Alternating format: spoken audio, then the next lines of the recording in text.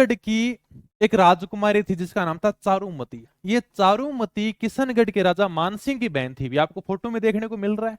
हाँ सर, ये कौन है? किशनगढ़ के राजा मानसिंह की बहन थी चारुमती। चारुमती कहते हैं बहुत सुंदर राजकुमारी थी। औरंगजेब चारुमती से शादी करना चाहता था। औरंगजेब ये चाहता यार कि किशनगढ़ के राजा मानसिंह की बहुत सुंदर बहन है चारुमती, उससे मैं शादी करूंगा। औरंगजेब ने प्रस्ताव भेजा, किशनगढ़ वालों को फोन किया कि भाई मैं यानी का बारात लेकर आऊंगा और मैं तुम्हारी राजकुमारी के साथ में शादी करूंगा। किशनगढ़ बेचारी छोटी सी रियासत थी, वो मुगल बादशाह की बात को कैसे मना कर सकती थी। लेकिन चारुमती मन ही मन में मेवाड़ के महाराणा रासिंह से प्रेम करती थी।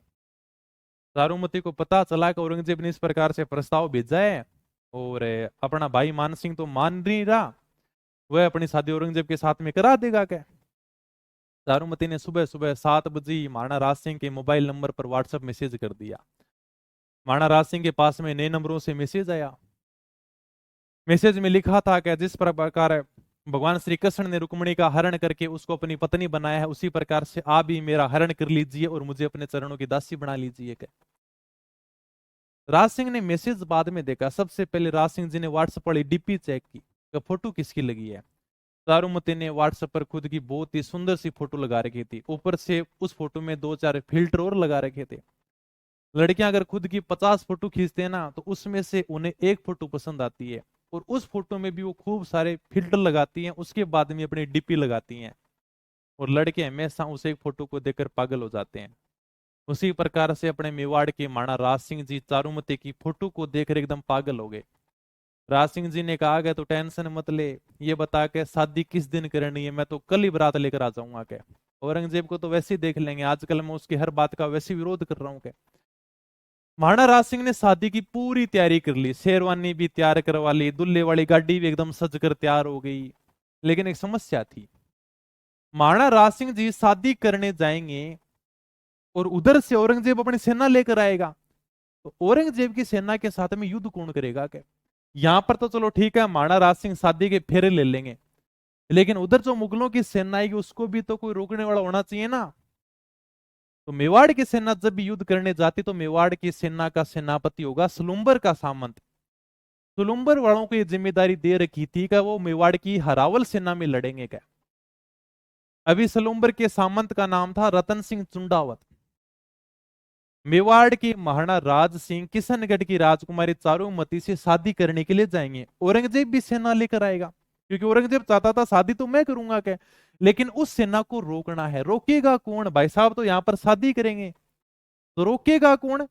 रोकेगा सलुम्बर का सामंत, क्योंकि सलुम्बर वालों की जिम्मेदारी थी कि आप अरावल में लड़ोगे। क्या सलुम्बर का सामंत कौन था भाई? सलुम्बर का सामंत था जिसका नाम था रतन सिंह चुंडावत। अब बेचारे रतन सिंह चुंडावत की खुद की एक दिन पहले शादी हुई थी भाई। बूंदी की हाड़ी रानी थी सैल कंवर, और बूंदी की हाड़ी रानी सैल कंवर के साथ में एक दिन पहले शादी हुई थी। रतन सिंह चुंडावत के पास में संदेश भेजा गया कि कल मेवाड़ के महाराणा किशनगढ़ की राजकुमारी चारुमती से शादी करने के लिए जा रहे हैं। पीछे से औरंगजेब युद्ध करने के लिए आएगा, इसलिए आप क्या करोगे? कल युद्ध करने के लिए जाओगे क्या? ऐसा मैसेज आज तक केवल 2 ही व्यक्तियों के पास में आया। या तो बॉर्डर फिल्म में सुनील सेठी के पास में आया था, या फिर अपने सलुम्बर के रतन सिंह चुंडावत के पास में आया। अब मुझे बताओ, क्या तुम में से कितने लोगों ने बॉर्डर फिल्म देखी है? जिसने देखी है बहुत ही बढ़िया बात है, और जिसने अगर नहीं देखे ना, वो आज बॉर्डर फिल्म जरूर देखना। क्या सुनील सेठी के पास में इसी प्रकार का मैसेज आता है। सुनील सेठी की नई नई शादी होती है, वो सेना के जो सिपाही थे वो मैसेज लेकर आते हैं कि बॉर्डर के ऊपर है वो युद्ध छिड़ चुका है, आपको वापस जाना है। सुनील सेठी बेचारा वापस जाता है, लेकिन पीछे से बैकग्राउंड में म्यूजिक बजता है। ए जाते हुए लम्हो, जरा ठहरो जरा ठहरो, मैं भी तो चलता हूँ, जरा उनसे मिलता हूँ, जो एक बात दिल में है उनसे कहूँ तो चलूं। बड़ा शानदार सा गाना है कि उनके चेहरे की ये नरमियां, उनकी जुल्फों की ये बदलियां, उनकी आंखों के रोशन दिए, उनके होठों की ये सुर्खियां, सब उनके हैं जलवे। मैं जलने से पहले सांसों में, आंखों में, ख्वाबों में, यादों में, और इस दिल में उनको छुपा के रखूं तो चलूं तो चलूं।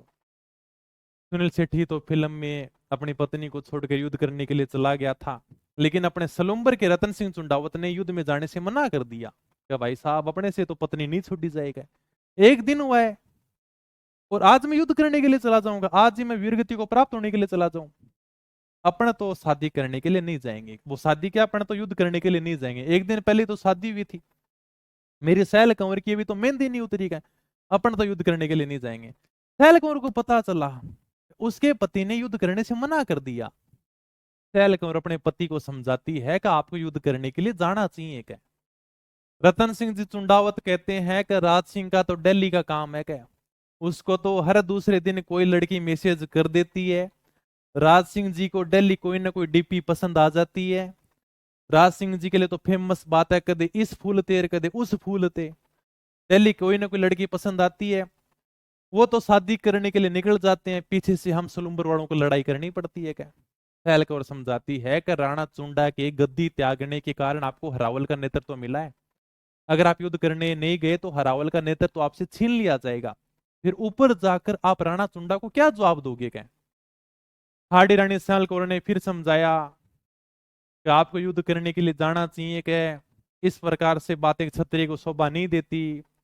फिर रतन सिंह जी चुंडावत बोले कि ठीक है मैं युद्ध करने के लिए चला जाऊंगा, कि बेचारा दुखी मन से बोला क्या।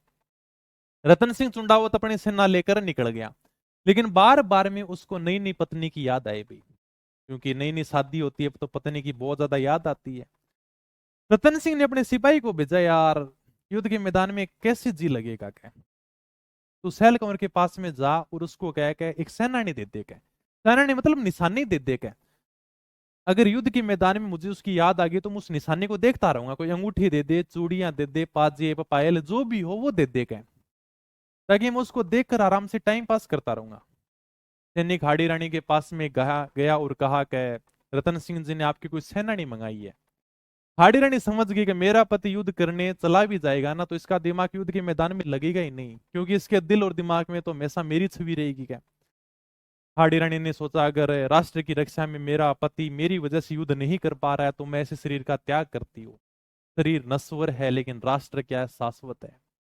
हाड़ी रानी ने अपना सिर काटकर उस सैनिक को दे दिया कि ये रतन सिंह जी को निशानी दे देना, के इसको देखने के बाद में उनका युद्ध के मैदान में मन लग जाएगा। इसलिए कहते हैं कि सतरी सेनानी चाहिए समर सलुम्बर दीस, चूड़ामणि मेली सिया इन धन मिल्यो शीस। सतरी सेनानी चाहिए समर सलुम्बर दीस, युद्ध के मैदान में जाने से पहले सलुम्बर के सामंत ने सती महिला से सेनानी मांगी थी। सतरी सेनानी चाहिए समर सलुम्बर दीस, चूड़ामणि मेली सिया इन धन मिल्या शीस। रामायण के अंदर हनुमान जी मां सीता से मिलने जाते हैं तब निशाने के रूप में भगवान राम के लिए चूड़ियां लेकर आते हैं, और वो ये महिला थी जिसने अपना शीश काट कर दे दिया था सेनानी के रूप में। वह शीश जैसे ही रतन सिंह चुंडावत देखता है एकदम हक्का बक्का रह गया।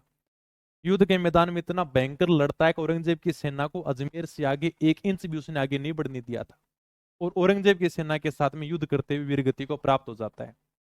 2008 में राजस्थान पुलिस में महिलाओं के लिए अलग से बटालियन बनाई गई थी जिसका नाम था हाड़ी रानी महिला बटालियन। ठीक है, इनके नाम पर ही बटालियन बनाई गई थी। ओके।